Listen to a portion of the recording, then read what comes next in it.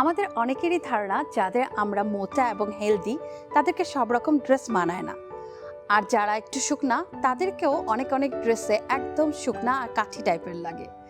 কিন্তু আজ আমি আপনাদেরকে এমন অনেক টিপস বলবো যার মাধ্যমে আপনাকে যে কোনো ড্রেসে আরো বেশি সুন্দর বা আকর্ষণীয় লাগবে, কিন্তু অবশ্যই আপনি বুঝতে পারবেন যে কোন ড্রেসটা আসলে আপনাকে মানাচ্ছে।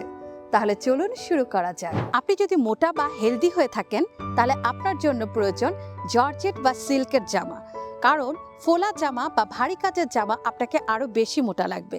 আর যদি আপনি জর্জেট বা সিল্ক পরেন তাহলে আপনাকে পাতলা এবং অনেক ফিটিং সুন্দর দেখাবে।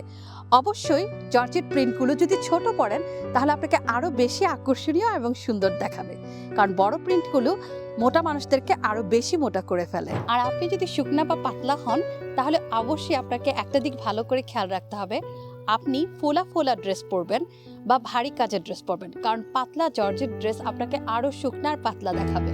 আর যদি আপনি ফোলা ড্রেস পরেন তাহলে আপনাকে একটু হেলদি দেখাবে, যাতে আপনার সৌন্দর্যটা আরো সুন্দরভাবে ফুটে উঠবে। এরকম সুন্দর সুন্দর টিপস পেতে আপনারা অবশ্যই রাবেরোকে ফলো করবেন। Thank you.